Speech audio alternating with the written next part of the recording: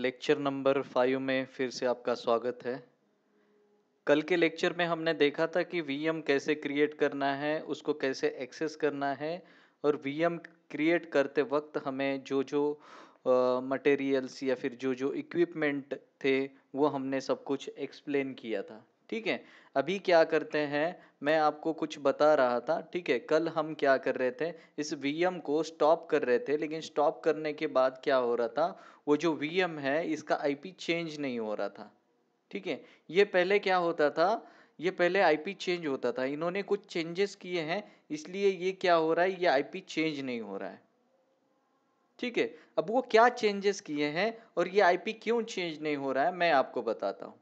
ठीक है, अब हम क्या करेंगे, पब्लिक आईपी पे जाते हैं और यहाँ पे मैं क्या करता हूँ, पब्लिक आईपी एड्रेस करके सर्च करना है आपको। यहाँ पे पब्लिक आईपी एड्रेस, ठीक है, देखो यहाँ पे पब्लिक आईपी एड्रेस सर्च करेंगे तो हमने जो public IP address east Asia region में, लोकेशन में ये क्रिएट किया था पब्लिक आईपी, उसका यहाँ पे इंफॉर्मेशन है। इसको मैं क्लिक करता हूँ तो ये सारी चीज़ें मुझे यहाँ पे नज़र आ रही हैं।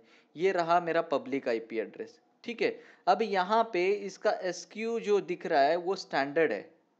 अगर यहाँ पे डायनेमिक आ जाता है ना, तो वो ऑटोमेटिकली क्या होता है, उस पूल से आईपी एड्रेस लेता है और वो अपने हिसाब से चेंज करता है। अगर इस आईपी एड्रेस को आपको हटाना है तो यहां से डी एसोसिएट कर सकते हो।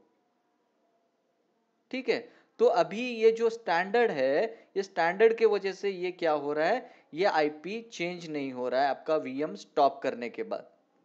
ठीक है, अगर मान लो आप चाहते हो कि पब्लिक आईपी आपको अगर नया क्रिएट करना है, यहाँ पे क्रिएट न्यू पे अगर मैं क्लिक करता हूँ और यहाँ पे ये मेरा रहा सब्सक्रिप्शन, यहाँ पे रिसोर्स ग्रुप लेना है प्रोडक्शन आरजी, ठीक है, प्रोड आरजी करके, ये रहा मेरा रीजन। और यहाँ पे देखो, ये यहाँ पे मुझे आईपी का नाम देना है, क्या देना है आपके हिसाब से दे सकते हो, पब आईपी या फिर जो भी कुछ आप नाम देना चाहते हो उस प्रोजेक्ट के हिसाब से आप नाम दे सकते हो। आपको यहाँ पे पूछा जा रहा है कि आईपी का वर्जन कौन सा चाहिए, आईपी वर्जन 4 या फिर आईपी वर्जन 6 चाहिए। ठीक है, यहाँ पे देखो ये एसक्यू जो दिख रहा है, यहाँ पे स्टैंडर्ड दिख रहा है। ठीक है, ये स्टैंडर्ड दिखने की वजह से ये क्या हो रहा है, ये आईपी एड्रेस चेंज नहीं हो रहा है। ठीक है, अगर यहाँ पे अगर डायनामिक होता तो वो आईपी क्या हो जाता, चेंज हो जाता है, लेकिन अभी यहाँ पे वो आईपी चेंज नहीं हो रहा है। देखो यहाँ पे नज़र आ रहा है आपको, ये आईपी असाइनमेंट डायनामिक, डायनामिक जो है यहाँ पे हमें एनेबल करने का ऑप्शन ही नहीं दे रहा है, यहाँ पे स्टैटिक करके ऑप्शन आ रहा है, इन्होंने चेंजेस करके रखे हैं। अगर लर्न मोर पे क्लिक करता हूँ तो यहाँ पे कुछ इनका सब कुछ मेंशन किया हुआ है, ये डॉक्यूमेंटेशन इन्होंने अपडेट किया है। आप यहाँ से पढ़ के देख सकते हो कि इन्होंने कब चेंजेस किया है, क्यों चेंजेस किया है, इसका रीज़न क्या है, ये सारी चीज़ें यहाँ से आप पब्लिक आईपी एड्रेस के बारे में चेक करके देख सकते हो। देखो यहाँ पे भी आपको dynamic is only available with the basic SKU. अगर आप बेसिक अगर सेलेक्ट कर रहे हो, यहाँ पे बेसिक करके एक ऑप्शन आता है, एक स्टैंडर्ड और एक बेसिक। जब हम लिनक्स का मशीन क्रिएट करेंगे ना, तब आपको मैं बता देता हूँ। ठीक है, इसके वजह से ये डायनेमिकली क्या हो रहा है, एक स्टैटिक क्या हो रहा है, न चेंज होने वाला आईपी इसको असाइन हो रहा है, और उसका जो एसक्यू वर्जन है ये स्टैंडर्ड है। इसकी वजह से अगर ये बेसिक होता तो यहाँ पे क्या होता, आईपी चेंज होता है, और जब बेसिक सेलेक्ट करेंगे तो यहाँ पे डायनेमिक आ जाता है। अगर हम स्टैंडर्ड सेलेक्ट कर रहे हैं तो यहाँ पे क्या हो रहा है, एक स्टैंडर्ड सर्विस हम यूज कर रहे हैं, और ये स्टैटिक आईपी उसको क्या हो रहा है, उस वीएम को असाइन हो रहा है। चलो ठीक है, ये आपका जो प्रॉब्लम आ रहा था वो खत्म हो गया। अब यहाँ पे वीएम पे आ जाता हूँ मैं, और इस वीएम को हमने जो क्रिएट किया था उस वीएम को मैं क्या करता हूँ, एक्सेस करता हूँ। देखो इस आईपी से मैं क्या कर रहा हूँ, यहाँ पे एक्सेस करना चाहता हूँ, MSTSC करके विंडोज आर में मैंने डाल दिया, और यहाँ पे आईपी एड्रेस डाल देता हूँ। या तो ऐसे करो या फिर कनेक्ट करके यहाँ से डाउनलोड भी कर सकते हो, आप वैसे भी कर सकते हो। ठीक है, मैं यहाँ से डायरेक्टली कर रहा हूँ अभी एक्सेस इस वीएम को, और इस वीएम को एक्सेस करके एक चीज़ बता देता हूँ मैं। अभी मान लो हमारे पास, ठीक है, अभी मान लो हमारे पास ये सर्वर है, और आपके मैनेजर ने कहा है कि आपको कुछ इंस्टॉलेशन करना है इसके अंदर, और आपको इंस्टॉलेशन करके क्या करना है, वेबसाइट, एक बेसिक स्टैटिक वेबसाइट आपको इसमें होस्ट करनी है। तो आपको बेसिक रिक्वायरमेंट क्या रहेगी, आपने सर्वर रेडी किया है, आपको क्या करना पड़ेगा, इसमें IIS इंस्टॉल करना पड़ेगा। ठीक है, इंटरनेट इंफॉर्मेशन सर्विस आपको इसमें इंस्टॉल करना पड़ेगा। वो इंस्टॉल करने के लिए आपको क्या करना है, ऐड रोल्स एंड फीचर पे क्लिक करना है। अभी यहाँ पे नेक्स्ट करता हूँ, या तो फिर आप यहाँ से directly add roles and features पे क्लिक कर सकते हो, या फिर यहाँ पे मैनेज में जाके यहाँ पे ऐड रोल एंड फीचर्स कर सकते हो। ठीक है, दोनों भी एक ही है। यहाँ पे नेक्स्ट करता हूँ, नेक्स्ट करते हैं। ठीक है, यहाँ पे इस मशीन पे मैं क्या कर रहा हूँ, वो जो फीचर है या वो जो रोल है वो इंस्टॉल कर रहा हूँ। तो यहाँ पे देखो कुछ, यहाँ पे काफ़ी सारे रोल्स हैं। ठीक है, हर एक का अलग अलग पर्पज़ है। अब यहाँ पे मुझे क्या करना है, वेब सर्वर, यानी कि मुझे वेबसाइट क्या करना है, होस्ट करना है, इसलिए मैंने क्या लिया है, वेब सर्वर IIS करके ये सेलेक्ट किया है, और इस रोल को मैं क्या करता हूँ, इंस्टॉल करना चाहता हूँ। देखो बाकी की जितने भी सारी सेटिंग्स हैं, ये डेवलपर्स को बहुत अच्छे तरीके से पता होते हैं कि कौन सा कब यूज़ करना है, किस लिए उनका वेबसाइट नहीं चल रहा है। ये सपोर्टेड फाइल्स हैं, ये फीचर्स हैं, उनके रिक्वायरमेंट के अनुसार ये फीचर्स क्या करते हैं, इंस्टॉल करते हैं। लेकिन हमें डेवलपमेंट नहीं करना है, हम जस्ट अभी क्या कर रहे हैं, VM इंस्टॉल करके हम सिर्फ एक स्टैटिक, एक बेसिक चीज़ सीखना चाहते हैं, और बेसिक चीज़ मैं आपको बताना चाहता हूँ। ठीक है, तो यहाँ पे नेक्स्ट करता हूँ मैं, और फिर से नेक्स्ट करता हूँ। अब नेक्स्ट नेक्स्ट करने के बाद देखो यहाँ पे वेब सर्वर, ये जो हम जो रोल इंस्टॉल कर रहे हैं उसके सपोर्टेड जो सर्विसेज है वो नज़र आ रही है। जैसे कि अभी HTTP की या फिर HTTPS मुझे वेबसाइट होस्ट करना है, तो ये बेसिक चीज़ें यहाँ पे मुझे नज़र आ रही है। ठीक है, अगर मान लो मैं चाहता हूँ कि FTP सर्वर भी बनाना चाहता हूँ, तो मुझे इसको भी इनेबल करना पड़ेगा, तब जाके ये भी इंस्टॉल होगा। तो आपका जो रिक्वायरमेंट है उस हिसाब से आप क्या कर सकते हो, ये जो रोल सर्विसेज हैं वो इनेबल करके भी इंस्टॉल कर सकते हो। ठीक है, अब मैं वो FTP को इंस्टॉल रहने ही देता हूँ। ठीक है, आपको बता देता हूँ वो कहाँ पे दिखेगा आपको। नेक्स्ट करते हैं, नेक्स्ट करने के बाद ये मैं क्या कर रहा हूँ, इंस्टॉल कर रहा हूँ। अब ये जो फीचर्स है ये सब कुछ क्या हो रहे हैं, इंस्टॉल हो रहे हैं। तब तक वेट कर लेते हैं और देखते हैं। और ये सारी चीज़ें हमारी कहाँ पे है, इस रिसोर्स ग्रुप के अंदर है। इस रिसोर्स ग्रुप के अंदर ये सारी prod RG करके है, यहाँ पे ये सब कुछ हमने रखा हुआ है। देखो ये virtual machine, public IP address, network security group, ठीक है, ये prod VM, यहाँ पे नेटवर्क इंटरफेस कार्ड है, ये डिस्क है, ये सब कुछ यहाँ पे अवेलेबल है। चलो देखते हैं क्या ये इंस्टॉल हुआ है, नहीं, अभी वेट करते हैं। तब तक मैं एक काम करता हूँ, यहाँ पे आपको बता देता हूँ, यहाँ पे CMD ओपन करता हूँ, और यहाँ पे मैं क्या करता हूँ, IP कॉन्फ़िग। ठीक है, ये कमांड प्रॉम्प्ट है हमारा, और यहाँ पे मेरा जो IP मिल रहा है मुझे 10.0.0.4 है। ठीक है, इसका गेटवे क्या है, 10.0.0.1 है। ठीक है, ये रहा मेरा IP एड्रेस। यहाँ पे इस तरह से आप IP एड्रेस देख सकते हो आपके सिस्टम का। अब यहाँ पे मेरा जो रोल है ये कंप्लीट हो चुका है, इसका इंस्टॉलेशन सक्सेसफुली हो चुका है। ठीक है, अभी मैं यहाँ पे क्लोज करता हूँ। देखो यहाँ पे IIS करके भी आ चुका है। यहाँ से आप राइट क्लिक करके इंटरनेट इंफॉर्मेशन सर्विस पे जा सकते हैं, या फिर टूल्स में जाके यहाँ पे इंटरनेट इंफॉर्मेशन सर्विस यहाँ से भी जा सकते हो। ठीक है, ये ऐसे करने के बाद, या फिर आप यहाँ से भी IIS ऐसे करके भी यहाँ से भी ओपन कर सकते हो। अलग अलग तरीके से भी आप क्या कर सकते हो, इसको ओपन कर सकते हो। चलो आइए मैं स्टार्ट बटन पे क्लिक करके IIS इंटरनेट इंफॉर्मेशन सर्विस को मैं ओपन करता हूँ। यहाँ पे मुझे इस तरह का कुछ डैशबोर्ड या फिर इस तरह का कुछ इन्फॉर्मेशन मुझे नज़र आ रही है।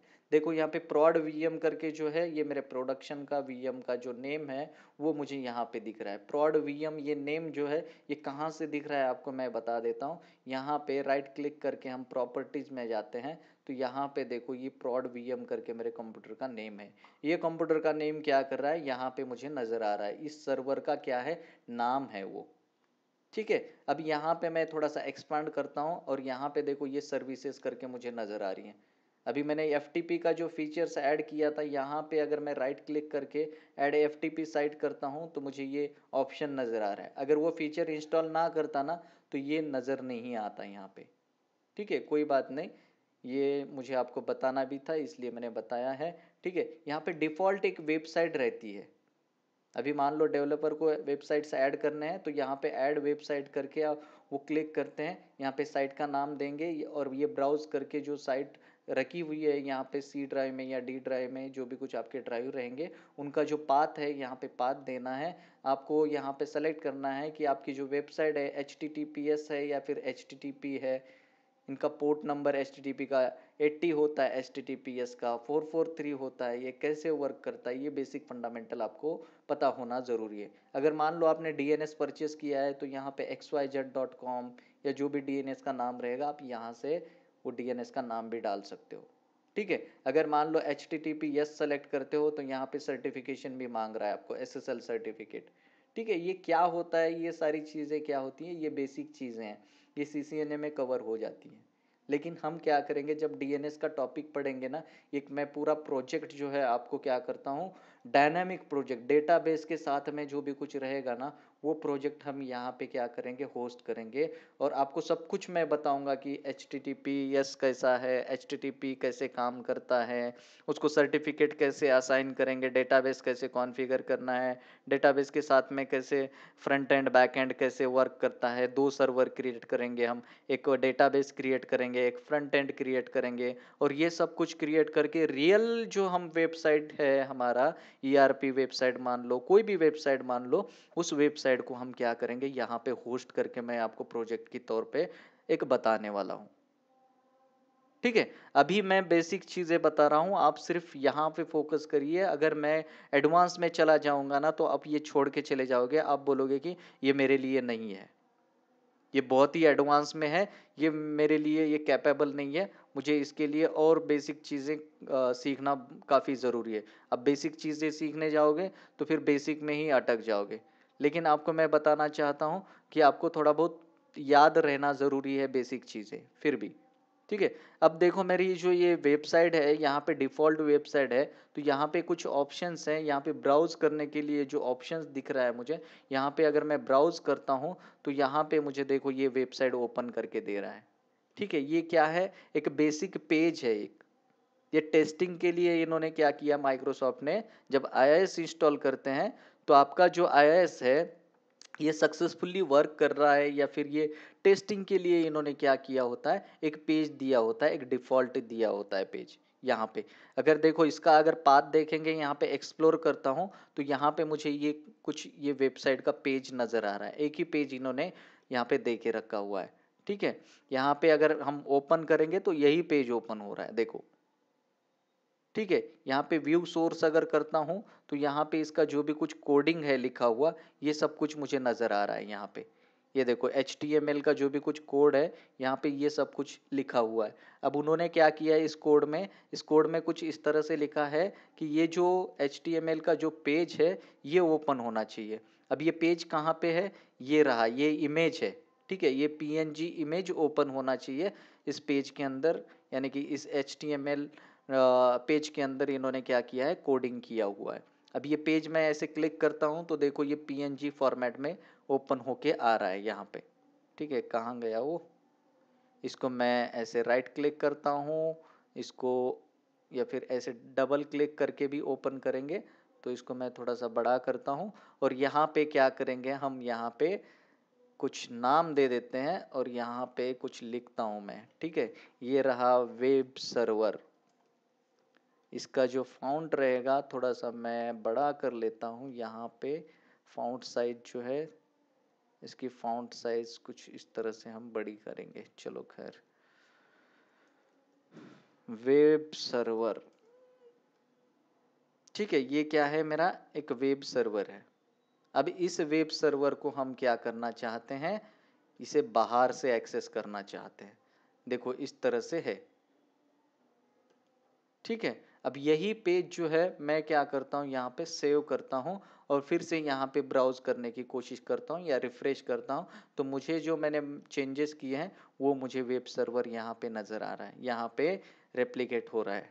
ठीक है, तो यही वेबसाइट मैं क्या करना चाहता हूँ, ये जो आईपी एड्रेस दिख रहा है, देखो अगर मान लो मैं ये प्राइवेट आईपी से भी अगर ब्राउज करूँ ना, आईपी कॉन्फ़िग अगर करता हूँ, ये जो आईपी एड्रेस मुझे लोकल में मिल रहा है इसको मैं कॉपी करता हूँ और यहाँ पे ब्राउज़र में यहाँ पे अगर मैं पेस्ट कर रहा हूँ, ठीक है, इसको मैं ऐड करके इसको क्लोज कर देता हूँ।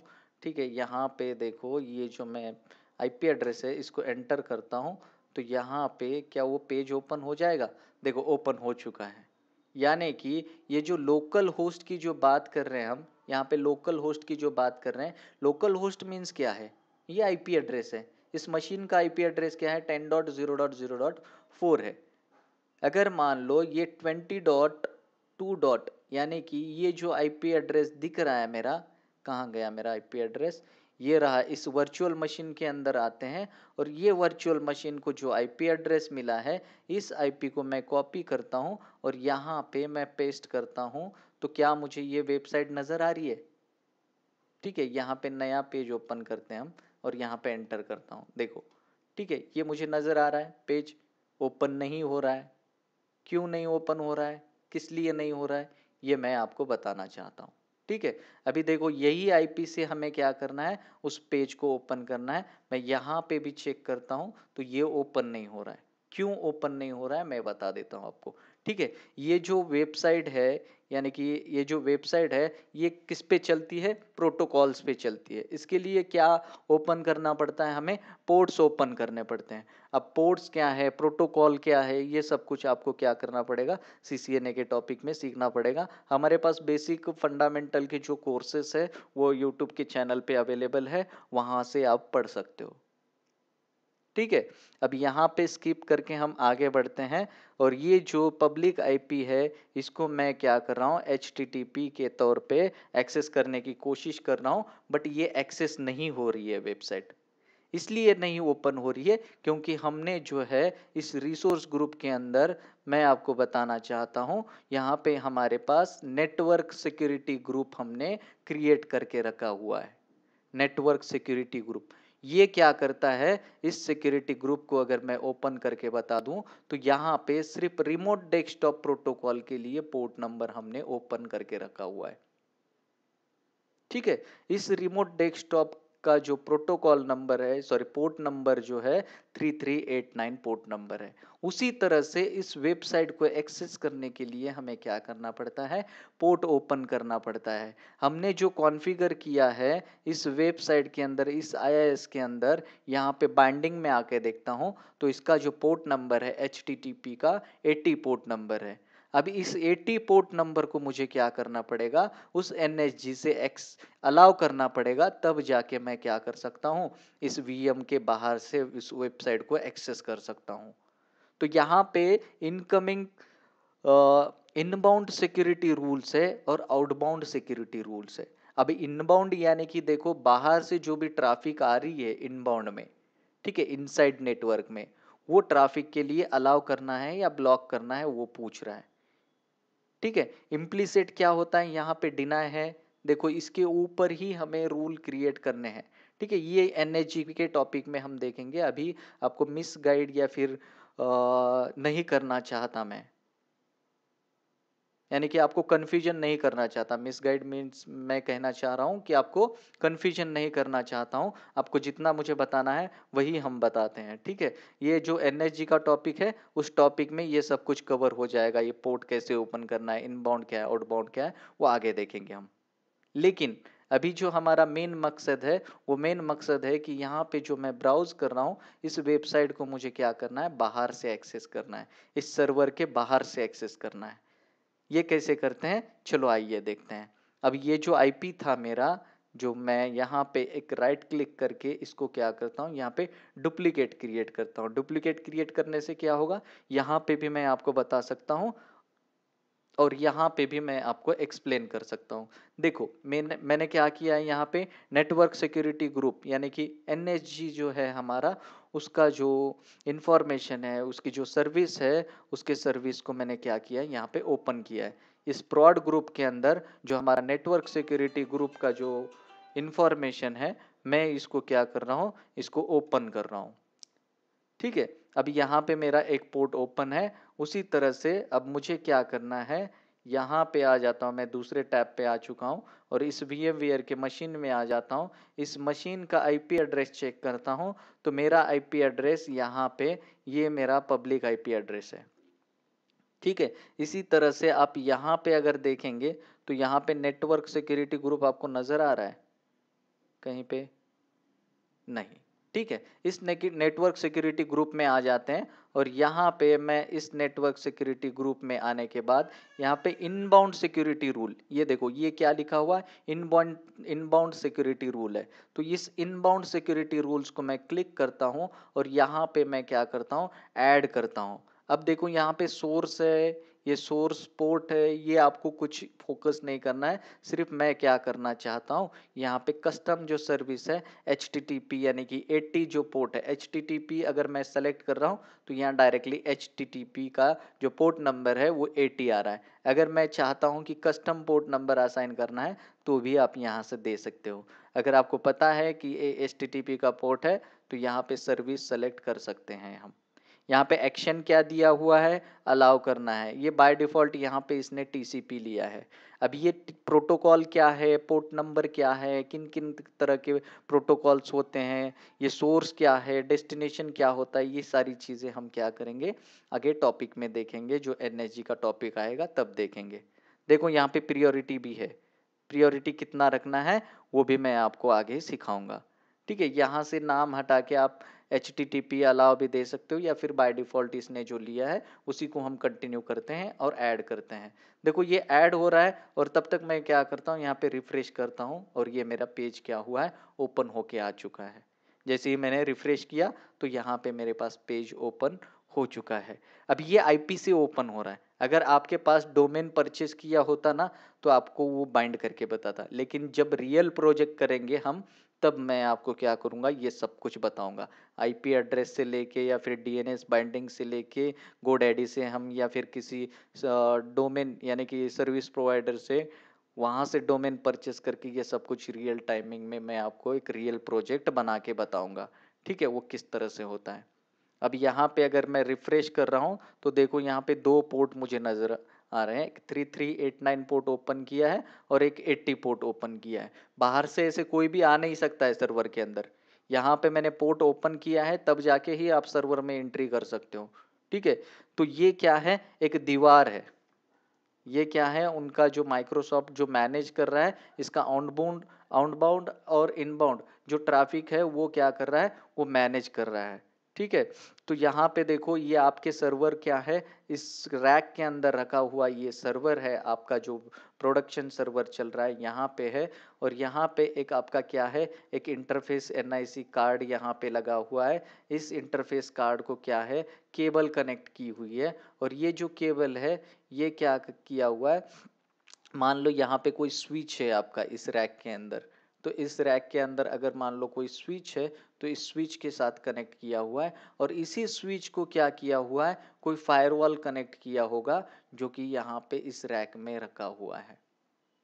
ठीक है, यहाँ पे ये क्या है, ये फायरवॉल रहेगा कुछ इस तरह से।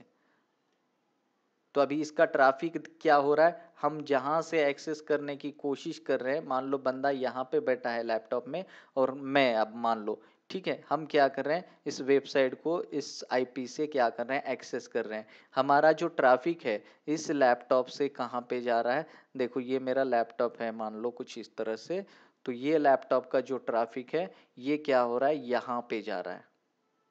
ठीक है, इस फायरवॉल पे जा रहा है। अब इस फायरवॉल में क्या कर रहा है, ये चेक कर रहा है कि मेरा 3389 पोर्ट ओपन है क्या, 3389 पोर्ट ओपन है क्या।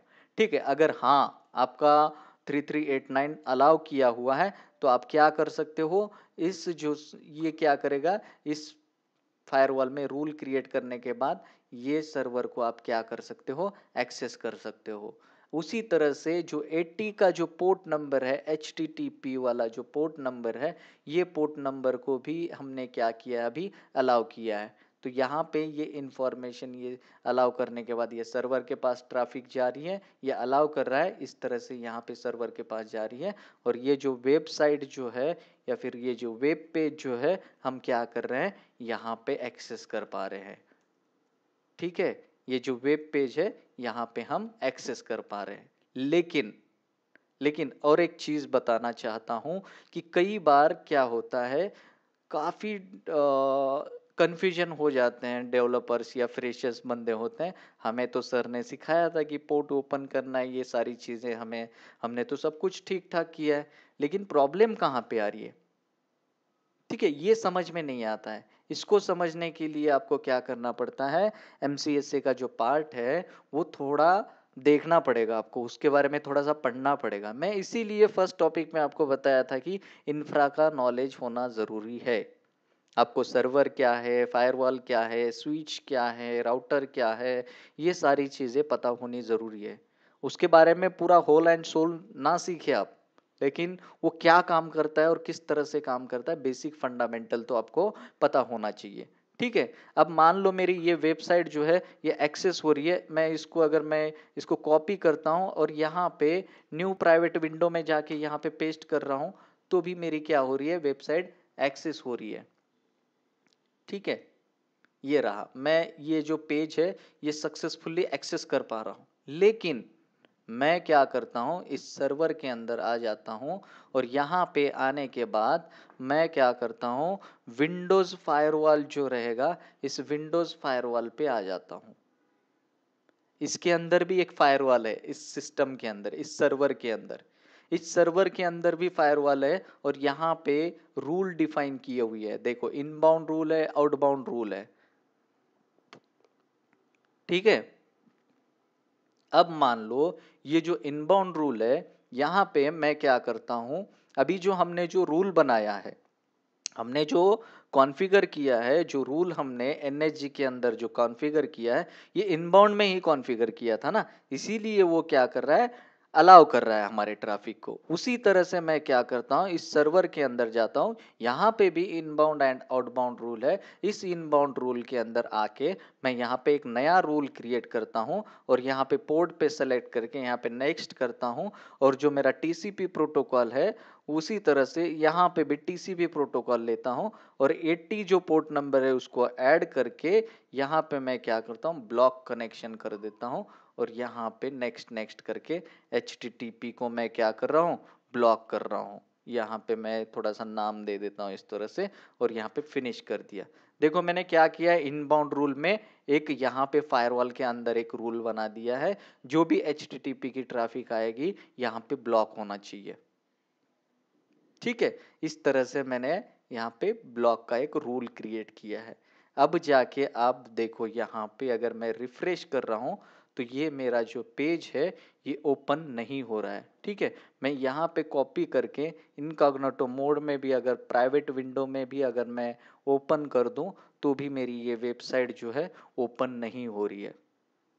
ठीक है, देखो यहाँ पे कंटिन्यू करता हूँ, फिर भी मेरी क्या है, वेबसाइट ओपन नहीं हो रही है। यहाँ पे HTTPS का आपको लग रहा है, देखो यहाँ पे मेरी HTTP की ही वेबसाइट है। ठीक है, HTTPS नहीं है, मैं कंटिन्यू करता हूँ फिर भी ओपन नहीं हो रहा है। लेकिन जैसे ही मैं इस रूल को क्या करता हूँ, डिसेबल करता हूँ, और यहाँ पे अगर मैं रिफ्रेश करने के पहले ही ये पेज ओपन होके बैठा हुआ है। ठीक है, देखो यहाँ पे भी ओपन होके बैठा है। इस तरह से जो हमारा जो सिक्योरिटी है या फिर एनएसजी है या फिर जो हमें वीएम को अलाउ करना है ट्रैफिक एक्सेस, इसको हम डीपली पढ़ने वाले हैं। अभी ये बेसिक चीजें मैंने बताया है एक वीएम क्रिएट करने के साथ साथ। ठीक है, ये हो गई बात विंडोज की। इतने देर तक जो भी कुछ डिस्कशन कर रहे थे, एक वीएम क्रिएट करके एक बेसिक वेबसाइट हमने क्या किया है, एक्सेस करने की कोशिश की है, इस पेज को एक्सेस किया है। यहाँ पे हमारा विंडोज का वर्चुअल मशीन का जो है वो जो मशीन क्रिएट कैसे करना है, ये बेसिक फंडामेंटल हमने सीखा है। ठीक है, उसी तरह से अब मैं क्या करता हूँ, यहाँ पे और एक मशीन क्रिएट करना चाहता हूँ, क्रिएट न्यू पे क्लिक करता हूँ और यहाँ पे वर्चुअल मशीन क्रिएट करना चाहता हूँ। अब के बार जो वर्चुअल मशीन हम क्रिएट कर रहे हैं वो करेंगे लिनक्स की वर्चुअल मशीन क्रिएट करेंगे। ठीक है, तो आइए लिनक्स वर्चुअल मशीन हम क्रिएट कैसे कर सकते हैं। यहाँ पे देखो रिसोर्स ग्रुप मुझे पूछ रहा है कि आपके पास अगर कोई रिसोर्स ग्रुप है तो वो सेलेक्ट कर लेना। अगर मान लो मुझे लिनक्स की जो मशीन है इसी रिसोर्स ग्रुप में रखनी है तो मैं इसी रिसोर्स ग्रुप को सेलेक्ट कर सकता हूँ। या फिर मैं चाहता हूँ कि नया मुझे रिसोर्स ग्रुप बनाना है, तो यहाँ पे लिनक्स करके जो रहेगा, लिनक्स या फिर प्रॉड, लिनक्स प्रॉड करके भी मैं आपको रिसोर्स ग्रुप क्रिएट कर सकता हूँ अपने नाम के हिसाब से। देखो मैंने यहाँ पे लिनक्स करके एक आरजी, या फिर हम क्या करेंगे, लिनक्स आरजी करते हैं, ठीक है। ये लिनक्स रिसोर्स ग्रुप करके हमने यहाँ पे नाम दे दिया। अब इस मशीन को क्या करना है, एक नाम देना है। अब हम थोड़ा सा फास्ट जाएंगे क्योंकि ऑलरेडी आपको मैंने एक्सप्लेन किया हुआ है सब कुछ, ठीक है। मशीन कैसे क्रिएट करना है, सिर्फ हमें क्या करना है, यहाँ पे ओएस चेंज करना है और आगे बढ़ना है। जहाँ पे मुझे एक्सप्लेन करने की बात आती है वहाँ पे थोड़ा सा रुक के मैं एक्सप्लेन करता रहता हूँ, ठीक है। अब यहाँ पे लिनक्स सर्वर करके मैं इसको क्या करता हूँ, नाम दे देता हूँ। ये लिनक्स सर्वर करके मैंने इसको नाम दे दिया। यहाँ पे रीजन ले लिया, अवेलेबिलिटी जोन मुझे नहीं लेना है, सिक्योरिटी जोन में बेसिक ले लेता हूँ। यहाँ पे इमेज मुझे लेनी है, उबंटू की इमेज लेते हैं। देखो मैंने यहाँ पे रुक जाते हैं हम यहाँ पे। देखो यहाँ पे पहले हमने विंडोज लिया था, अब की बार हम क्या कर रहे हैं, उबंटू का एक मशीन ले रहे हैं। इस उबंटू के मशीन को हम क्या करना चाहते हैं, सर्वर बनाना चाहते हैं, इसको एक्सेस करना चाहते हैं, ठीक है। ये ARM 64 बिट या 64 बिट ये आप ले सकते हो, इसका आर्किटेक्चर जो भी रहेगा, ठीक है। यहाँ पे स्पॉट का भी हमने कुछ डिस्कशन नहीं करना है। यहाँ पे मैं क्या करता हूँ, एक VM अगर साइज जो है मुझे लेना है, तो यहाँ पे मैं, देखो यहाँ पे कुछ एरर आ रहा है क्या, the architecture of this size x64 bit select image ERM। अगर ये या 64 बिट सेलेक्ट करेंगे तो हम क्या कर सकते हैं, ये इमेज को ले सकते हैं, ठीक है। मैंने वैसे क्लिक किया है। अब यहाँ पे ऑथेंटिकेशन का टाइप नजर आ रहा है, यहाँ पे थोड़ा सा रुकते हैं और एक्सप्लेन करता हूँ मैं आपको। यहाँ पे SSH पब्लिक की, देखो पासवर्ड की तो बात आसान से है, यहाँ पे यूजर नेम देना है, पासवर्ड देना है, कंफर्म पासवर्ड करना है। लेकिन जब आप SSH पब्लिक की बात करते हैं तो यहाँ पे बाय डिफॉल्ट यूजर नेम वो खुद दे रहा है। यहाँ पे अपने हिसाब से भी यूजर नेम ले सकते हैं। लिनक्स यूजर भी मैं कर सकता हूँ, ठीक है। यहाँ पे लिनक्स यूजर मेरे हिसाब से कर सकता हूँ, वो खुद बाय डिफॉल्ट भी वहाँ पे हमें क्या कर रहा था, दे रहा था, ठीक है। मेरे हिसाब से मैंने यहाँ पे यूजर नेम डाल दिया है। यहाँ पे जब मैंने SSH पब्लिक की पे क्लिक किया तो यहाँ पे SSH पब्लिक की का सोर्स पूछ रहा है मुझे। अगर मैं पासवर्ड पे क्लिक करता हूँ तो यहाँ पे कुछ भी नहीं पूछ रहा है मुझे, पासवर्ड और कंफर्म पासवर्ड पूछ रहा है। लेकिन ये तो बेसिक है, ये तो आपको सबको पता ही है ये कैसे क्रिएट करना है, क्योंकि हमने विंडोज में भी किया है। अब यहाँ पे SSH पब्लिक की ये नया है, इसलिए मैं आपको इसके बारे में बताता हूँ, ठीक है। ये कैसे मशीन क्रिएट करते हैं, यहाँ पे लिनक्स यूजर करके मैंने यूजर नेम लिया है और यहाँ पे जनरेट न्यू की पेयर बोल रहा है। यहाँ पे अगर ये खुद एजूर का जो पोर्टल है आपको क्या करेगा, जनरेट न्यू की पेयर बना के देगा और यहाँ पे आपको क्या करना है, की पेयर का नाम देना है। यहाँ पे अगर मैं लिनक्स की अगर मैं ऐसे डाल देता हूँ तो ये क्या करेगा, एक नया की हमें क्या करेगा, वो बना के देगा। लेकिन बनाने के बाद तो आपको पता चल रहा है कि ये नया की बन रहा है और उसको एक्सेस कैसे करना है वो मैं आपको बताने वाला हूँ। लेकिन आपको खुद बनाना है और एक्सेस भी कैसे करना है वो अगर मैं बताऊं तो कितना बेहतर रहेगा, वो ठीक रहेगा ना। तो चलो आइए, अब यहाँ पे कुछ ऑप्शंस है। जनरेट न्यू की जो है ये खुद माइक्रोसॉफ्ट बना के दे रहा है, लेकिन मैं चाहता हूँ कि मैं खुद बनाना चाहता हूँ, इसलिए यूज एग्जिस्टिंग पब्लिक की पे अगर मैं क्रिएट कर सेलेक्ट कर रहा हूँ तो यहाँ पे मुझे बोल रहा है कि ठीक है, आपके पास अगर एग्जिस्ट पब्लिक की है तो मुझे भी बताइए कि आपका कौन सा एग्जिस्ट है। या फिर यहाँ पे सेकंड वाला ऑप्शन है, यूज एग्जिस्टिंग की स्टोर इन एज्योर। आपके एज्योर के इसमें स्टोर है क्या वो की, नहीं है मेरे पास, ऑलरेडी क्रिएटेड नहीं है।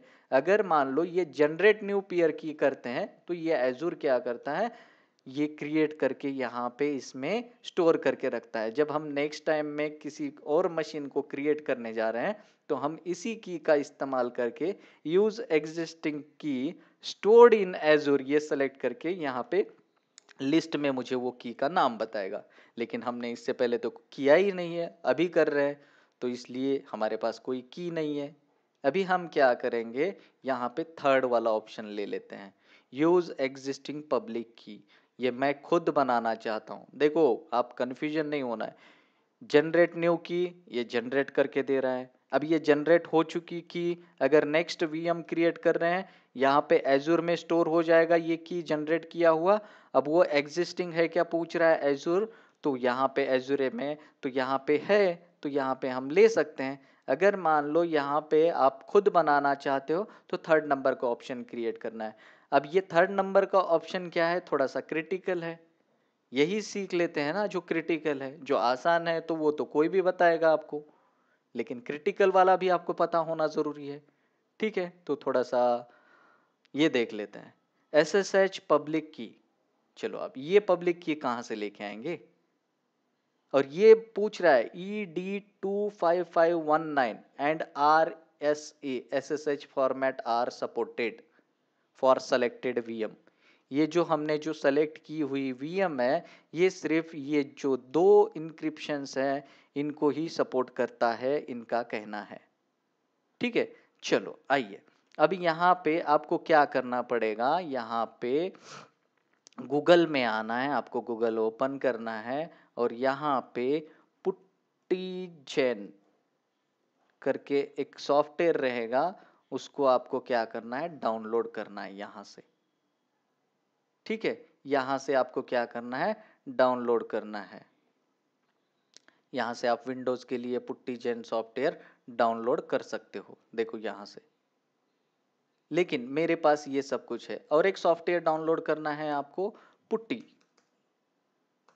ये रहा, ये एक डाउनलोड करना है आपको सॉफ्टवेयर, ये यहां से आप डाउनलोड कर सकते हैं। ठीक है, तो ये दो सॉफ्टवेयर आपको क्या करने हैं, डाउनलोड करने हैं। ये डाउनलोड होने के बाद आप क्या कर सकते हो, इसको एक्सेस कर सकते हो इस मशीन को। अब हमारा जो फर्स्ट मकसद है वो पुट्टी जेन का मकसद है। ठीक है, अब यहाँ पे पुट्टी जेन जो है मैं वो एक्सेस करता हूँ और यहाँ पे वीएम के पास आ जाते हैं और इस पुट्टी जेन को यहाँ पे मैं ऐसे कर देता हूँ। ठीक है, यहाँ पे SSH पब्लिक की जो है हमें वो चाहिए यहाँ पे। तो यहाँ पे पूछा जा रहा है कि ED25519 और एंड RSA ये ही सपोर्ट करता है इस वीएम के लिए। यहाँ पे RSA भी है और यहाँ पे ED25519 भी है। अब मैं क्या करता हूँ, RSA पे सेलेक्ट करता हूँ और यहाँ पे जनरेट पे क्लिक करता हूँ। अब यहाँ से माउस को मैं मूव कर रहा हूँ तो ये फास्ट हो रहा है। अगर मैं फिर से जनरेट करता हूँ और ये ऐसे ही बैठता हूँ, मैं कुछ मूव नहीं कर रहा हूँ, तो ये क्या हो रहा है, स्लो चल रहा है। देखो अभी मूव कर रहा हूँ तो ये क्या कर रहा है, फास्ट जनरेट कर रहा है। और ये जनरेट की हुई की मुझे क्या करना है, यहाँ पे ऐसे मैं क्या करता हूँ, कॉपी करता हूँ और यहाँ पे क्या करता हूँ, पेस्ट करता हूँ। तो देखो मुझे कुछ भी एरर नहीं आ रहा है। लेकिन अगर मान लो मैं यहाँ पे DSA करता हूँ और यहाँ पे जनरेट करता हूँ नया की और यहाँ पे ऐसा मूव कर देता हूँ माउस और इसको भी मैं क्या करता हूँ, ये जो की है इसको मैं ऐसे कॉपी करता हूँ और यहाँ से हटा के इसको मैं डिलीट कर देता हूँ और इसको क्या करता हूँ, यहाँ पे पेस्ट करता हूँ। तो ये क्या बोल रहा है कि ये की जो है ये RSA की नहीं है और ED25519 ये जो की है ये नहीं है, ये मैच नहीं कर रहा है, इसलिए मुझे क्या दे रहा है, एरर दे रहा है। ठीक है, अभी हमें क्या करना है, फिर वही की लेना है जो इसने बताया है। तो ठीक है, ये तो हमने पेस्ट करके देखा था, एरर नहीं आया था। चलो इसको देखते हैं, इसको यूज कर लेते हैं डायरेक्टली अब। ठीक है, अब यहाँ पे जनरेट करता हूँ मैं फिर से, ये जनरेट किया, देखो ये छोटा की बन चुका है, इतना ही ले लेते हैं, इसको कॉपी करता हूँ और यहाँ पे पेस्ट करता हूँ, तो मुझे एरर नहीं आया। लेकिन अब ये की मुझे क्या करना पड़ेगा, सेव करना है मुझे। अब एक पब्लिक की जो है मैंने इसको दे दी और एक पब्लिक की जो है मेरे पास रखनी है। ठीक है, जनरेट की हुई की मुझे भी पता होना चाहिए ना। ठीक है, मैं सेव करता हूँ और यहाँ पे डाउनलोड में एक फोल्डर बना देता हूँ और यहाँ पे लिनक्स की करके ऐसे फोल्डर बना देते हैं और इस फोल्डर के अंदर जो यहाँ पे लिनक्स पब की करके मैं क्या करता हूँ, यहाँ पे सेव करता हूँ। अब एक जो है मेरी पब्लिक जो की है वो सेव हो गई है और यहाँ पे सेव प्राइवेट भी की करता हूँ और यहाँ पे ऐसे सेव कर देते हैं और यहाँ पे लिनक्स प्राइवेट की करके मैं ऐसे नाम दे देता हूँ और इसको भी क्या करता हूँ, सेव कर देता हूँ। देखो अब मैंने जो सेव की हुई की है, ठीक है, वो प्राइवेट एंड पब्लिक वाली यहाँ पे डाउनलोड में आ जाता हूँ। डाउनलोड में आने के बाद यहाँ पे आपको नज़र आ रहा है लिनक्स की वाला ऑप्शन दिख रहा है। इस लिनक्स की पब्लिक की के अंदर यहाँ पे एडिट नोटपैड में आ जाता हूँ, तो यहाँ पे देखो ये DPBC करके लास्ट में मुझे नज़र आ रहा है, तो वही हमने यहाँ पे क्या किया है, कॉपी किया है। देखो वही हमने क्या किया है, यहाँ पे कॉपी किया है। सॉरी कुछ गलत हो रहा है, एक मिनट। ये जो की है ये पब्लिक की, हमने इसे कॉपी किया, इसको मैच करते हैं ये सही से हो रहा है या नहीं। ठीक है, यहाँ पे पेस्ट करता हूँ।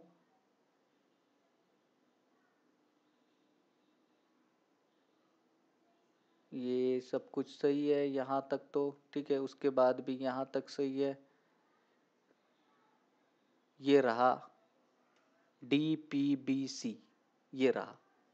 ठीक है, ये जो कॉपी किया हुआ जो की है वो यहाँ से लेके यहाँ तक है। ठीक है, अब यहाँ पे एंड हो रहा है और ये यहाँ पे स्टार्ट हो रहा है, ये तो कमेंट है। ठीक है, तो ये हमारी सही है की। अब मैं इसको एग्जिट कर देता हूँ और यहाँ पे आ जाते हैं हमारे VM के पास। ठीक है, ये की ले ली मैंने और यहाँ पे क्या किया है, ये पब्लिक की असाइन कर दी है और स्टैटिक यानी कि प्राइवेट जो की रहेगी मेरी वो यहाँ पे स्टोर्ड है, वो VM एक्सेस करते वक्त हम इसका यूज़ करने वाले हैं। देखो ये जो 3389 जो पोर्ट हमने ओपन किया था, तो उसी तरह से अब यहाँ पे 22 पोर्ट ओपन कर रहा हूँ मैं। ठीक है, तो यहाँ पे 22 पोर्ट क्या है, SSH के लिए। अब ये 22 पोर्ट हम एक्सेस करने के बाद मुझे क्या हो जाएगा, ये जो मशीन है उसको मैं सक्सेसफुली क्या कर सकता हूँ, एक्सेस कर सकता हूँ। अब यहाँ पे नेक्स्ट करते हैं, डिस्क ले लेते हैं। यहाँ पे डिस्क पूछ रहा है डिलीट विथ VM, डिलीट के सॉरी VM के साथ में ये डिलीट हो जाएगी डिस्क। यहाँ पे सब कुछ एज इट इज़ रखेंगे, यहाँ पे कोई चेंजेस नहीं करना है। वर्चुअल नेटवर्क वो खुद बना रहा है, सबनेट वो खुद बना रहा है। देखो यहाँ पे जो हमें मुझे बताना था, यहाँ पे पब्लिक IP की जब हम विंडोज की मशीन क्रिएट कर रहे थे तो यहाँ पे वो ऑटोमेटिकली क्या कर रहा था, एक पब्लिक IP की बना रहा था स्टैंडर्ड में। ठीक है, अभी यहाँ पे बेसिक आ रहा है, यहाँ पे network security sorry network security group हमारा बेसिक रहेगा। यहाँ पे पब्लिक इनबाउंड पोर्ट, ये जो है पब्लिक इनबाउंड पोर्ट यहाँ पे नजर आ रहे हैं, लेकिन मैं जो आपको चीज बता रहा था यहाँ पे है ये पब्लिक IP। पब्लिक IP हमें क्या बोल रहा है, यहाँ पे क्रिएट करना है। अब जैसे ही मैं क्रिएट न्यू पे क्लिक कर रहा हूँ तो यहाँ पे SQ बेसिक और स्टैंडर्ड आ रहा है। अब इससे पहले जो हमने जो लिया था विंडोज के मशीन में ये ऑप्शन नहीं आ रहा था, ये डायरेक्टली वो खुद क्रिएट करके दे रहा था। ये बेसिक और स्टैंडर्ड का ऑप्शन जो है वो दिख ही नहीं रहा था। ठीक है, अगर मान लो मैं बेसिक करना चाहता हूँ तो बेसिक का ऑप्शन ही नहीं नजर आ रहा है। इसलिए नज़र नहीं आ रहा है क्योंकि उन्होंने चेंजेस किया है, बेसिक IP को जो है उन्होंने बंद किया है और यहाँ पे स्टैटिक IP ही देना चाहते हैं वो। देखो यहाँ पे स्टैटिक IP है, स्टैंडर्ड पे क्लिक किया तो स्टैटिक ऑटोमेटिकली यहाँ पे सेलेक्ट होके आ रहा है। ठीक है, अगर आपको इसके बारे में पढ़ना है तो लर्न मोर पे अगर मैं क्लिक करता हूँ तो यहाँ पे सब कुछ अपडेट यहाँ पे नज़र है इनका। देखो upgrade to standard SQ public IP address Azure 30 सितंबर 2025 बेसिक SQL भी, ये सब कुछ आप पढ़ सकते हो, यहाँ पे इनका डॉक्यूमेंटेशन है। ठीक है, तो इसी तरह से अब मैं क्या करता हूँ, यहाँ पे स्टैटिक IP ही हमें वो दे रहा है तो यहाँ पे मैं एक स्टैटिक IP जो है वो क्रिएट कर लेता हूँ। ठीक है, यहाँ पे क्रिएट हो गया। अब एज इट इज़ रखते हैं, बाकी की जितने भी सारी चीज़ें हैं वो सब कुछ। Delete public IP and NIC when VM is deleted, जब VM डिलीट होगा तो इसको डिलीट कर देते हैं, क्यों रखना है हमें। यहाँ पे नेक्स्ट करते हैं, नेक्स्ट करते हैं। ठीक है, सब कुछ नेक्स्ट करना है। मैनेजमेंट में कुछ भी नहीं लेना है, मॉनिटरिंग में अभी कुछ भी मॉनिटर नहीं करना है, एडवांस में कुछ नहीं चेंजेस करना है। ठीक है, यहाँ पे अगर आपको कुछ इंस्टॉल करना है तो यहाँ से कर सकते हैं आप, यहाँ पे स्क्रिप्ट डाल के भी इंस्टॉल कर सकते हैं। ये सब कुछ करके आप देख सकते हो। देखो यहाँ पे ये कुछ भी नहीं करना है, यहाँ पे नेक्स्ट करता हूँ, नेक्स्ट करता हूँ और यहाँ पे नेक्स्ट करने के बाद यहाँ पे मेरी वैलिडेशन हो रहा है। वैलिडेशन सक्सेसफुली पास होने के बाद हम क्या करेंगे, क्रिएट पे क्लिक करेंगे। यहाँ पे पर आवर के हिसाब से ये चार्ज कर रहा है। वैलिडेशन पास हो चुका है, हमारा सब कुछ सही है। यहाँ पे समरी दिया हुआ है, हम क्या क्या चीज़ें क्रिएट कर रहे हैं ये सब कुछ यहाँ पे मेंशन है। और क्रिएट पे मैं क्लिक करता हूँ और मेरी मशीन जो है क्रिएट करने के लिए अभी प्रोसेस में जा रही है। यहाँ पे देखो ये नोटिफिकेशन आया है और ये इनिशियलाइज हो रहा है, ठीक है। तो अभी यहाँ पे VM बन के आ जाएगी मेरे पास। यहाँ पे ये सब कुछ क्रिएट हो रहा है। यहाँ पे रिसोर्स ग्रुप हमने डिफरेंट रिसोर्स ग्रुप क्रिएट किया था। यहाँ पे रिसोर्स ग्रुप में आता हूँ, यहाँ पे मेरे पास लिनक्स RG करके रहेगा। उसमें सब कुछ ये जितना भी मैंने जो भी कुछ क्रिएट किया है, मशीन्स के जो भी कुछ पार्ट्स रहेंगे, यहाँ पे सब कुछ नज़र आएंगे आपको। जैसे कि पब्लिक IP हो गया, नेटवर्क सिक्योरिटी ग्रुप, यहाँ पे VNet हो गया, ये सब कुछ यहाँ पे आपको नज़र आ रहा है, ठीक है। अभी भी मेरा प्रोसेस में है मशीन। फिर से अगर हम रिफ्रेश करते हैं यहाँ पे, तो और भी सारी चीज़ें यहाँ पे क्रिएटेड नज़र आएंगी हमें, ठीक है। मैं रिफ्रेश करता हूँ। रिफ्रेश करने के बाद देखो यहाँ पे सारी चीज़ें मुझे नज़र आ रही है और ये मशीन भी मेरी क्या हो चुकी है, क्रिएट अभी नहीं हुई है, अभी प्रोसेस में ही है। देखो इतनी सारी चीज़ें क्रिएट हो चुकी हैं। ये हो गया कंप्लीट। गो टू रिसोर्स में जाता हूँ। गो टू रिसोर्स में नहीं जाना है क्योंकि मैं ऑलरेडी रिसोर्स में ही हूँ। अब मुझे क्या करना है, इस लिनक्स सर्वर को जो है क्लिक करता हूँ और यहाँ पे चलो देखते हैं कि इसको कौन सा पब्लिक IP एड्रेस असाइन किया गया है। देखो यहाँ पे ये पब्लिक IP एड्रेस असाइन किया हुआ है। अगर हम इस मशीन को अगर चेक करेंगे तो इसका ये पब्लिक IP एड्रेस है 20.2.202 और इसको दिया हुआ है 20.239.247। डिफरेंट IP एड्रेस है, ठीक है। इसका 1 GB 1 CPU है, 1 GB रैम है। ये हमने छोटा लिया है, ठीक है, साइज में एज अ टेस्टिंग करने के लिए।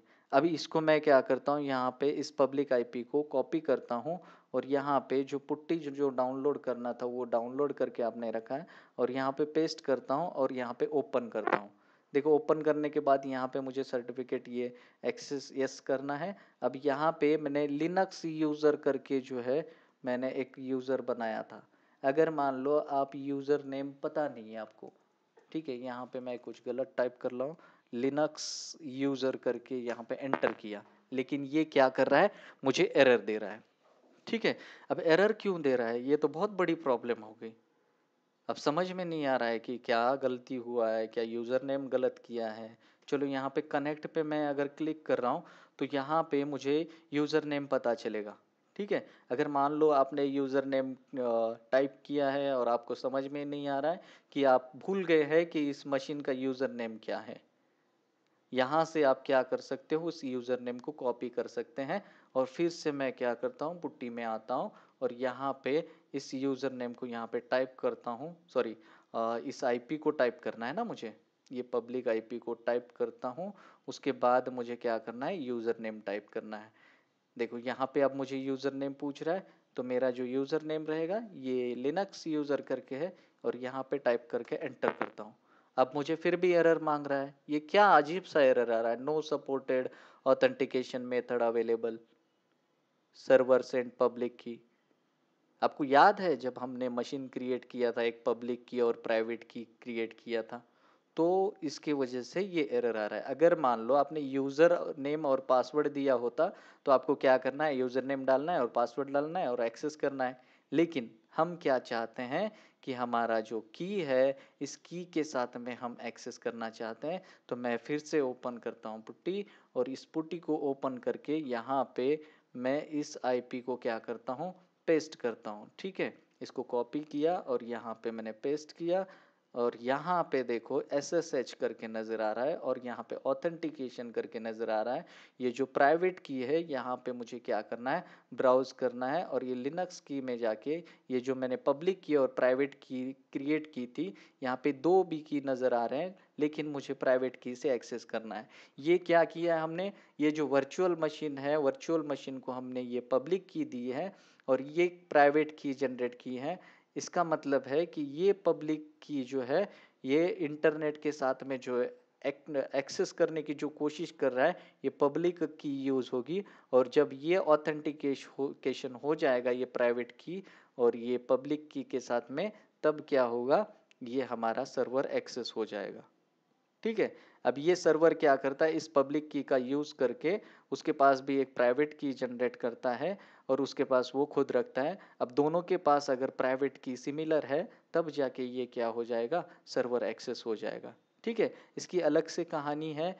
इसके लिए आपको क्या करना पड़ेगा, एसएसएच जो प्रोटोकॉल है या फिर ये सब कुछ आपको डीपली सीखना पड़ेगा। लेकिन आपको मैंने बेसिक बता दिया है कि दोनों साइड में आपको क्या होना चाहिए, सिमिलर की होना चाहिए, तब जाके उसका ऑथेंटिकेशन जो है सक्सेसफुली हो जाएगा। ठीक है, अब यहाँ पे मैं पब्लिक की तो उसको दे दिया है मैंने उस वीएम को, अब प्राइवेट की भी मेरे पास है। अब ये प्राइवेट की जिसके पास रहेगी ये एज अ पासवर्ड है, वो क्या करेगा, सर्वर को एक्सेस करेगा। अब यहाँ पे मैंने इसमें ऑथ में क्या किया है, इस प्राइवेट की को एक्सेस किया है और यहाँ पे मैं सेशंस में आ जाता हूँ। यहाँ पे मैंने वो जो आईपी एड्रेस है वो भी डाल दिया है। अब यहाँ पे मैं ओपन करता हूँ। देखो अब की बार मुझे फिर से यूज़र नेम पूछ रहा है, तो यूज़र नेम मेरा क्या है, लिनक्स यूज़र करके मेरा यूज़र नेम है। मैं इसको कॉपी करता हूँ और यहाँ पे पेस्ट करता हूँ और एंटर करता हूँ। देखो मेरा जो है ED25519 की जो है ये ऑथेंटिकेशन सक्सेसफुली हो चुका है और मुझे जो है वो सर्वर का एक्सेस मिल चुका है। एस सूडो सूडो एसयू करते हैं तो यहाँ पे मैं जो है सुपर मोड में आ चुका हूँ। ठीक है, अब यहाँ पे देखते हैं APT pseudo APT gate update करता हूँ। इस मशीन को मैं क्या करना चाहता हूँ, अपडेट करना चाहता हूँ। तो यहाँ पे हाइफन मुझे देना है और ये मेरी जो सिस्टम है ये क्या हो रही है, अब अपडेट हो रही है। ठीक है, अब देखो यहाँ पे हम क्या करेंगे, ये जो सिस्टम को है कुछ पैकेज इंस्टॉल करते हैं और देखते हैं। ठीक है, अब यहाँ पे ये अपडेट होने देते हैं, तब तक वेट कर लेते हैं थोड़ा सा। यहाँ पे मेरा डन हो चुका है। sudo apt get install nginx जो है मैं इंस्टॉल करना चाहता हूँ। ठीक है, अब यहाँ पे एस करता हूँ और इसको हम क्या करेंगे, वेब सर्वर बनाएंगे।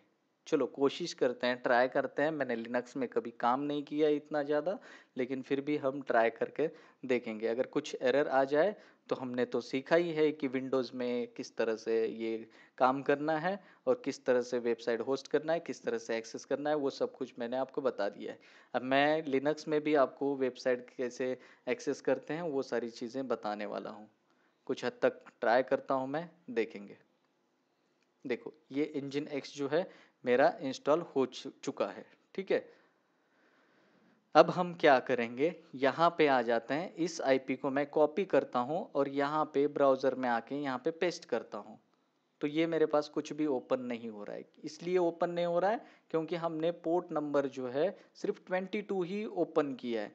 जैसे 339 और 80 पोर्ट जो ओपन किया था उसी तरह से यहाँ पे 22 और यहाँ पे क्या करना पड़ता है, 80 पोर्ट ओपन करना पड़ता है। अब 22 तो हमने लिनक्स एक्सेस करने के लिए, जो सिस्टम एक्सेस करने के लिए एक्सेस दिया था, लेकिन उसी तरह से इनबाउंड में मुझे जो मेरी जो वेबसाइट है वो एक्सेस करने के लिए मुझे क्या करना पड़ेगा, एक पोर्ट ओपन करना पड़ेगा। यहाँ पे मैं ऐड करता हूँ और यहाँ पे कस्टम या सर्विसेज में जाके HTTP सर्विस ले लेता हूँ और यहाँ पे अलाउ करके देखो यहाँ पे ये सब कुछ और यहाँ पे HTTP करके मैं दे देता हूँ और ऐड कर देता हूँ। यहाँ पे जैसे ये ऐड हो जाएगा, ट्राई करते हैं कि ये वेबसाइट ओपन होना चाहिए। देखो यहाँ पे ऐड हो चुका है। अब यहाँ से मैं रिफ्रेश करता हूँ तो ये मेरे पास वेलकम टू इंजन एक्स करके नज़र आ रहा है आपको पेज। ठीक है, देखो ये हो चुका है मेरे से। अगर ट्राई करेंगे ना तो हो जाएगा। अगर आपको भी ट्राई करना है तो ये मशीन क्रिएट कीजिए और ये प्रैक्टिकल करके देख लेना आप। ठीक है, अब ये जो वेबसाइट है कहाँ पे स्टोर है वो कुछ दिखता है क्या, देखेंगे। cd/var www.html यहाँ पे आ जाता हूँ, ls करता हूँ। देखो यहाँ पे इंजन एक्स का जो मेरा पेज है यहाँ पे आपको दिख रहा है। ठीक है, अब इस पेज को जो है मुझे अगर एक्सेस करना है या इसमें कुछ चेक करना है तो विम करता हूँ मैं और यहाँ पे इस पेज को एक्सेस करने की कोशिश करता हूँ। देखेंगे चलो ये एक्सेस होगा क्या।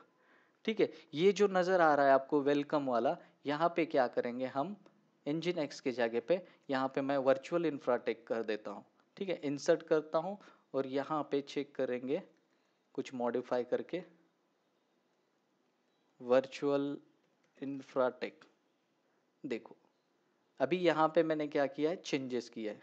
अब मैं क्या करता हूँ, एस्केप बटन प्रेस करता हूँ, डबल कोलन क्यू और डब्ल्यू कर देता हूँ और एंटर कर देता हूँ, तो नहीं हो रहा है। ठीक है, इसको सेव करने का कुछ अलग तरीका है। इसको एस्केप किया, कोलन क्यू डब्ल्यू और एक्सक्लेमेटरी सेंटेंस अगर दे देंगे तो क्या होगा, ये नहीं हो रहा है। इसको सेव करने का क्या तरीका है, क्विट करते हैं, क्विट नहीं हो रहा है। ठीक है, ट्राई करते हैं और फिर से इसको एस्केप किया, ठीक है करेक्ट। इसको कोलन डब्ल्यू क्यू करना है, राइट करना है, फिर क्विट करना है। हम क्या कर रहे थे, क्विट कर रहे थे, राइट कर रहे थे, गलत कर रहे थे ना। ठीक है, अभी यहाँ पे कैट करके अगर मैंने देखना है कि इसमें क्या चेंजेस हुई है, तो यहाँ से इस तरह से देख सकते हैं। ठीक है, ये वर्चुअल इंफ्राटेक करके अभी चेंजेस हमें नज़र आ रहे हैं। अब मैं क्या करता हूँ, यहाँ पे आ जाता हूँ और यहाँ से सिर्फ मैं रिफ्रेश कर देता हूँ, तो देखो यहाँ पे चेंजेस होने चाहिए। यहाँ पे चेंजेस नहीं हुई है, इसलिए नहीं हुई है कि उसका जो सर्विस है मेरे ख्याल से रीस्टार्ट करना पड़ता है, इसके बाद ही वो हो जाएगा। ये इंजन एक्स करके। ठीक है, मुझे इसमें ज़्यादा कन्फ्यूजन नहीं करना है आपको। ठीक है, यहाँ पे देखते हैं कि ये वर्चुअल इंफ्राटेक करके है, ये है कंप्लीटेड। ये कोलन किया, यहाँ पे क्यूब, सॉरी इसको ऐसे करते हैं। इसमें कुछ चेंजेस हुए है क्या, नहीं, कोलन क्यूब। ठीक है, ये आपका काम नहीं है। जो लिनक्स का जो डेवलप यानी कि इंजीनियर रहेगा, वो सब कुछ वो अच्छे तरीके से जानता है, इसलिए वो क्या करेगा, इसमें काम करेगा। ठीक है, आपको एजूर सीखना है। आप अगर लिनक्स सीखोगे तो ये सब कुछ जान जाओगे। और एक चीज़ देखते हैं, यहाँ पे चल रहा है क्या, system CTL status engine x. देखो ये रनिंग में है, इसको हम क्या करेंगे, इस सर्विस को रीस्टार्ट करके देखते हैं। ठीक है, अभी रीस्टार्ट किया है और इसका स्टेटस फिर से देखेंगे, ये रनिंग मोड में है। और फिर से रिफ्रेश करके देखते हैं, अब की बार भी क्या हो रहा है, नहीं आ रहा है, यहाँ पे रेप्लिकेट नहीं हो रहा है। ठीक है, खैर कोई बात नहीं, इसको हमें कोई चेंजेस नहीं करने हैं। हो सकता है कि रीड राइट की परमिशन ना हो, ऐसे भी हम कर सकते हैं। विन SCP है, मान लो यहाँ पे विन SCP एक्सेस करता हूँ मैं, और देखो यहाँ पे क्या करना है मुझे, यहाँ पे न्यू कर देता हूँ मैं। न्यू करने के बाद आपका जो IP एड्रेस है वो आप क्या करोगे, यहाँ पे कॉपी करोगे इस लिनक्स मशीन का IP एड्रेस, और यहाँ पे इसका जो मशीन का IP एड्रेस है वो देख लेते हैं सबसे पहले। यहाँ पे ये वर्चुअल मशीन पे आ जाता हूँ और इस IP एड्रेस को जो है मैं कॉपी कर लेता हूँ और यहाँ पे WinSCP में होस्ट में यहाँ पे डाल देता हूँ।